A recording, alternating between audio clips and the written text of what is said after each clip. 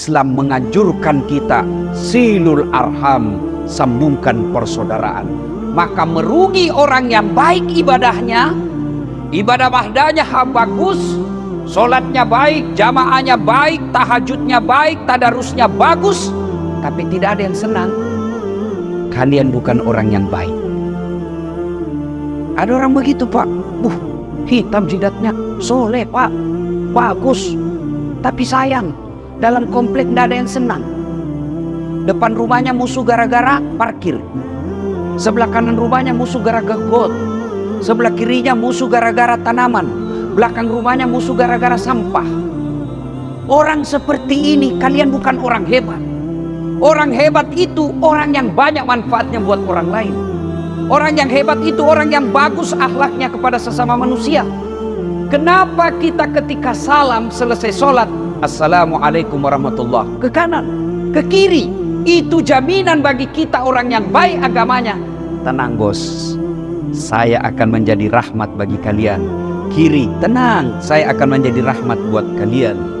Kenapa ketika kita dianjurkan sholat berjamaah, diperintahkan kalian pakai sikat gigi, apalagi kalau subuh? Kenapa? Apakah sikat gigi kita sampai kepada Allah? Tidak, itu adab. Jangan kau ganggu tambang sampingmu. Bayangkan kalau tadi malam makan jengkol. Assalamualaikum warahmatullah. Sebelah sanamu dia juga balik, menguaplah kau. Bayangkan sampai mati dia ingat itu bau mulut kita. Itu adab. Kenapa ketika kita sholat jamaah dianjurkan pakai parfum? Apakah parfum sampai kepada Allah? Tidak, bukan itu tujuannya. Apa? Supaya bau badanmu tidak mengganggu orang yang berjamaah. Adab. Maka puncak dari semua ibadah itu dan ilmu, adab. Dan ini adab yang baik menyambungkan ukhuwah persaudaraan. Poin pertama pengajian kita ini, jaga ukhuwah, jaga persaudaraan. Ini dekat-dekat pilpres, kita umat Islam mulai dibodoh-bodohi. Diangkat isu-isu agama, diangkat isu-isu perbedaan dalam agama kita. Padahal perbedaan dalam agama itu rahmat bagi kita. Saudaraku, terutama yang adik-adik ini yang baru belajar agama, jadikan kebiasaan dalam hidup kita beragama, berbeda itu biasa. Coba angkat takbir aja kan kita beda-beda Pak. Coba kita angkat takbir. Ada kan yang begini, angkat takbir. Ada begini toh, Allahu Akbar. Ada kan? Ada dalilnya. Ada juga yang begini, Allahu Akbar. Ada dalilnya. Ada juga yang kurang semangat sedikit. Ada. Silahkan lakukan. Itu baru takbir Pak. Kita sudah berbeda. Maka jadikan kebiasaan dalam beragama, berbeda itu rahmat. Ini sekarang beda sedikit saja, tidak mau jamaah bareng. Lain pendapatnya itu. Kenapa? Sholat subuh 3 rakaat.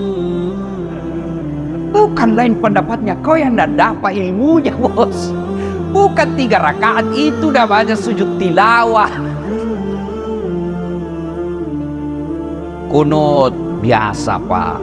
Zaman saya kecil, zaman Pak Jenderal kecil, berbeda dalam kunut itu tidak buat ribut kita.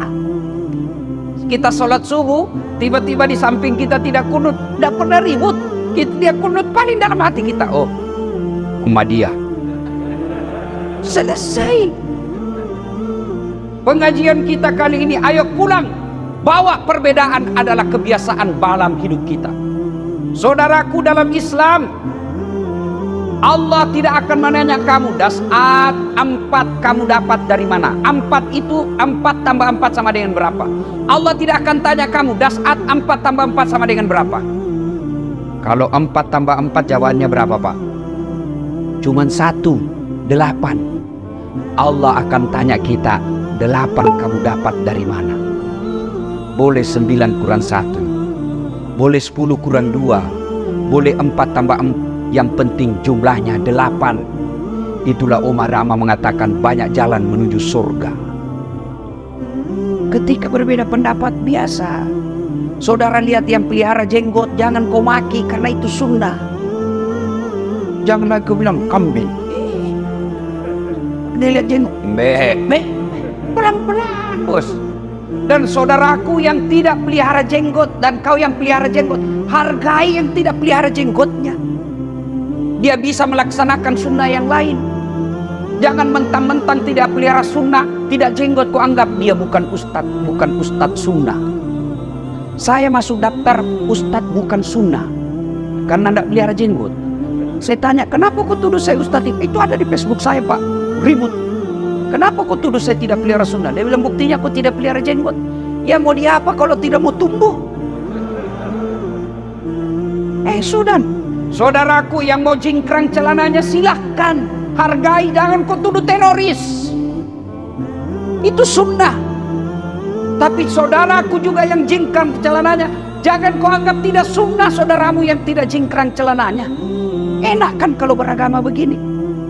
Ayo, pelihara persaudaraan. Dekat-dekat pilpres, jangan bodoh-bodohi politisi pak.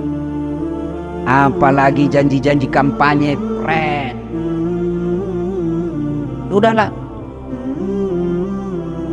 Nanti siapapun calon kita, kita sama-sama umat Islam. Secara umum, secara khusus, kita bangsa Indonesia diikat sila ketiga Persatuan Indonesia. Bersatu itu tidak mesti seragam. Bersatu itu adalah saling menghargai perbedaan. Itulah makna persatuan. Gigi aja kita tidak bersatu pak. Coba periksa giginya pak. Bayangkan kalau satu seragam kita punya gigi, gimana cara kita makan? Bapak tahu ini kan gigi, ini kan beda-beda pak. Yang di depan namanya gigi seri. Itu gunanya memotong. Masuk ke dalam namanya gigi taring. Apa gunanya? Merobek. Maka bapak kalau makan daging tidak mungkin begini, pasti kesini. Karena kalau begini keluar gigimu. Yang ketiga namanya gigi geraham, menghancurkan, dia agak besar di dalam dia pak. Bayangkan kalau gigi kita seragam pak, semua gigi geraham, gimana caranya kita makan pak? Sayur, repot toh. Maka berbeda itu biasa buat kita. Itulah makna dari perbedaan adalah rahmat di antara kalian.